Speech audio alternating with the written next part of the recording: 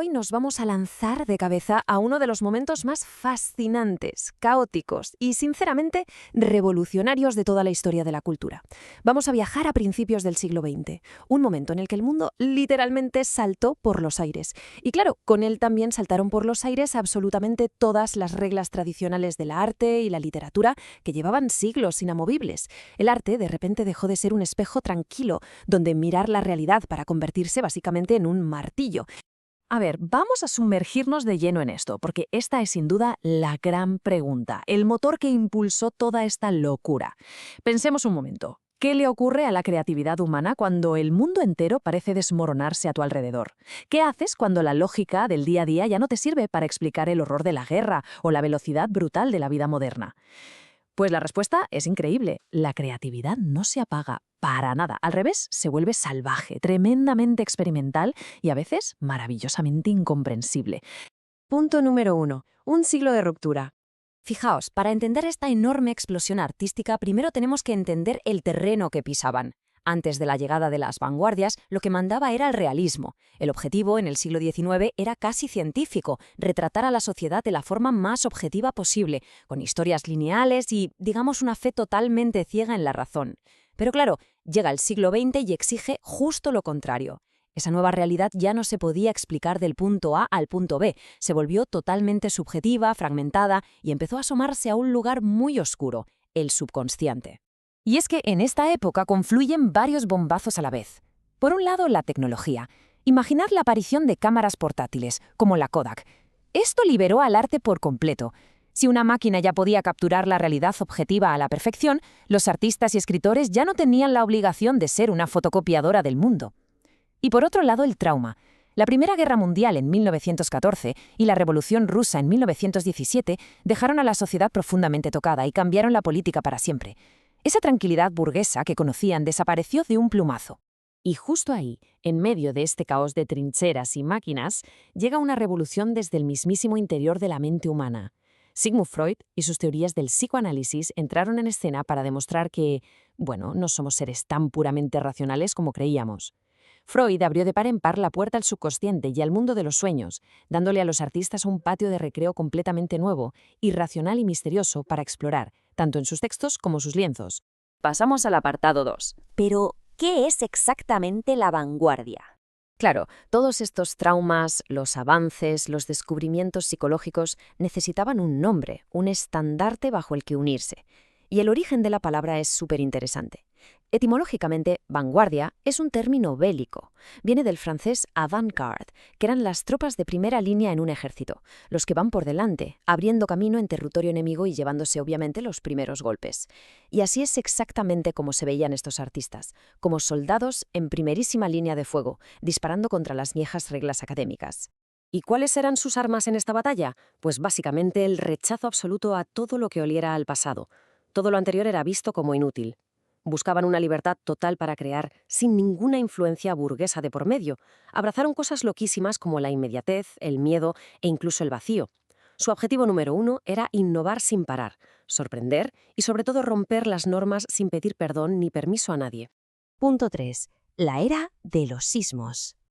Ahora, ojo, porque todo este deseo salvaje de ruptura no se canalizó en un solo estilo ordenadito. ¿Qué va? Fue una sucesión frenética y caótica. Es súper importante entender que estos ismos no hacían cola esperando su turno. Desde el expresionismo allá por 1905, pasando por el futurismo, el dadaísmo y llegando al surrealismo en el 24, todos se pisaban los unos a los otros.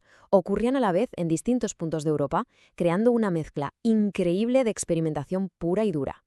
Y para entender cómo se repartían, fijaos en las distintas direcciones que tomó esta energía. El futurismo, por ejemplo, estaba obsesionado con la velocidad, la industria y las máquinas. Veían el conflicto casi de forma neutral, como un motor de cambio.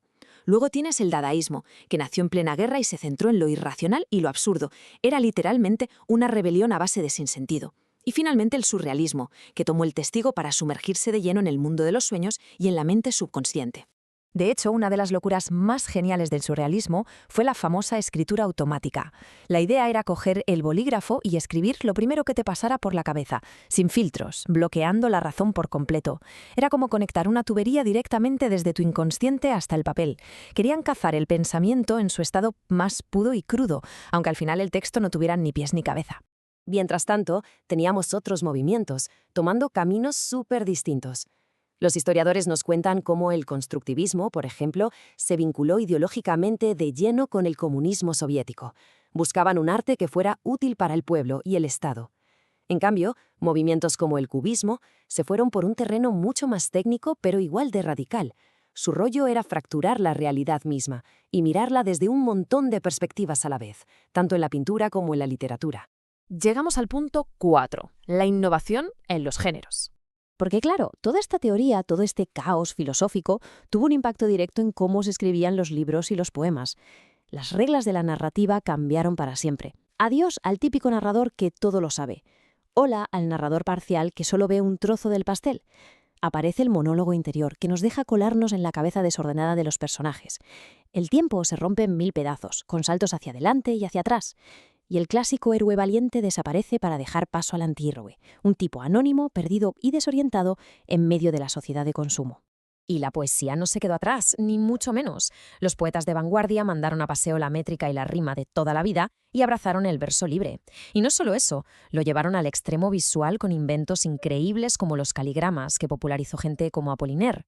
Básicamente consiste en escribir las palabras del poema de tal forma que dibujen una imagen relacionada con lo que estás contando. Una fusión total entre literatura y arte visual. Una pasada. Y si nos vamos al teatro, agárrate porque la vanguardia nos trajo el teatro del absurdo. Obras que eran deliberadamente incomprensibles, diálogos que se repetían en bucle, tramas que no llevaban a ninguna parte y situaciones que rozaban el delirio. Y ojo, no era que escribieran mal, es que era un reflejo magistral de ese terror existencial. Era la forma perfecta de escenificar cómo la vida humana parecía haber perdido absolutamente todo su propósito tras la devastación de la guerra. Y pasamos al punto 5, el eco en Latinoamérica. Porque, la historia no se quedó atrapada en Europa. Esta chispa de pura rebeldía cruzó el charco a toda velocidad y encontró un terreno espectacularmente fértil en Latinoamérica, provocando un renacimiento brutal. Allí, la sed de innovar creó movimientos propios. Tuvimos el creacionismo, el ultraísmo para romper con el viejo modernismo y, cómo no, sentaron las bases para lo que acabaría siendo el realismo mágico y el mundialmente famoso boom latinoamericano. No se limitaron a copiar, cogieron la vanguardia, la hicieron suya y crearon formas totalmente nuevas de contar el mundo.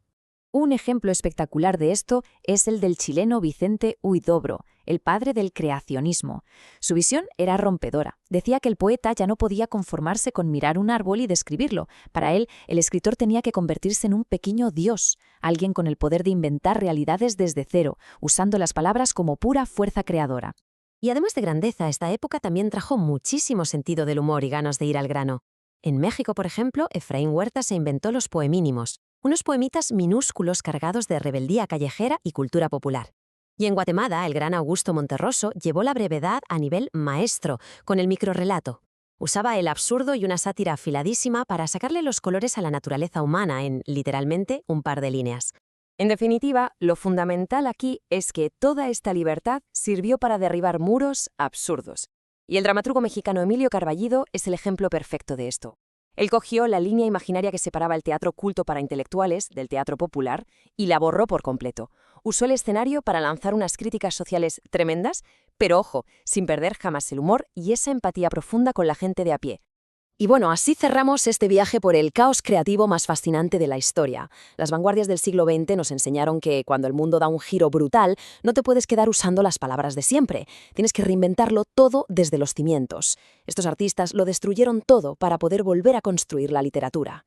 Y llegados a este punto, esto nos deja una pregunta bastante provocadora rondando la cabeza. Si hace un siglo ya hicieron saltar por los aires todas las reglas, ¿qué reglas nos quedan por romper hoy en día? Ha sido una exploración increíble y espero de verdad que os haya picado la curiosidad para ir a devorar las obras de estos visionarios. Nos vemos en el próximo análisis.